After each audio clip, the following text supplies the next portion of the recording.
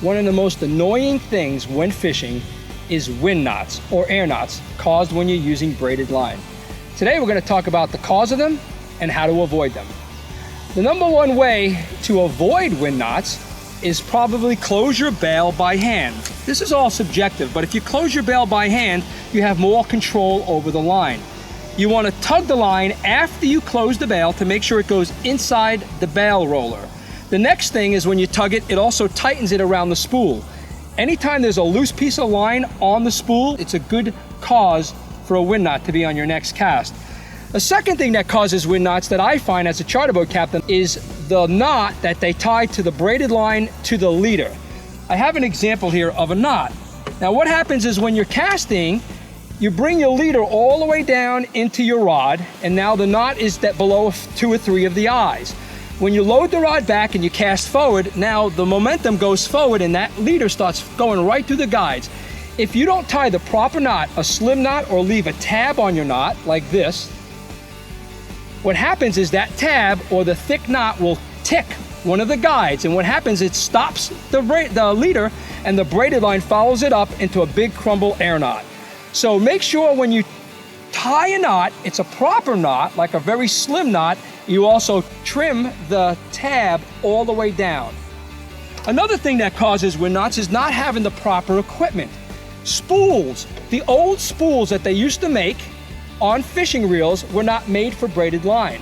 They had rounded edges. I have an example of that. This is an old Daiwa from the 1970s. And if you look at the spool, it's got a round edge on it. So this was made before everybody was using the braided line.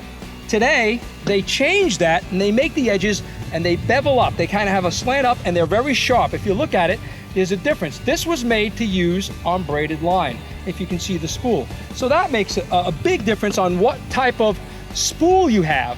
When you go into a tackle shop, you should ask somebody, like the guy behind the counter, what reel works really well with braided line. They don't all work the same. Even the gear system on how they're made inside, some are made better for braided line and some aren't so good.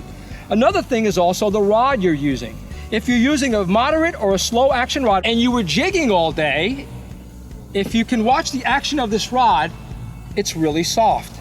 And as I jig, it's going to bring a lot of loose line onto the reel. And the next cast, that loose line is going to wrap it around itself and it's going to tangle. You're going to get a wind knot. So make sure your rods also are braid friendly. They don't tell you that, but knowing what you're doing and the type of fishing you're doing will help. So a moderate to slow rod is going to have more problems. Also, with this type of rod, as you're jigging it, because the braided line's so thin and it's got no memory, it's going to wrap around the tip a lot and you're going to have to untangle it.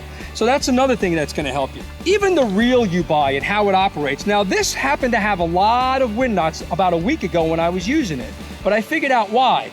The bail on this is not properly functioning. So when I close it, you watch, it's there. Now watch when I push it down, that extra piece. So the line wasn't catching in the roller. I'm going to do that again. When I push the bail down by hand, the bail is slightly up. Now I'm going to push it with my finger, and now it goes down all the way. This is a properly functioning bail. You can actually hear it. You hear it snap. I'm going to do that again. So that goes all the way down. Also, if you look at some reel companies, they make a bail with a larger metal frame here that doesn't have this L right where it goes for the roller. That lets the braided line slide right into the roller. So you have to check all these things when you're fishing. Always close the bail by hand, use very thin knots, trim your tab ends all the way down, and make sure you have the right tackle when using braided line.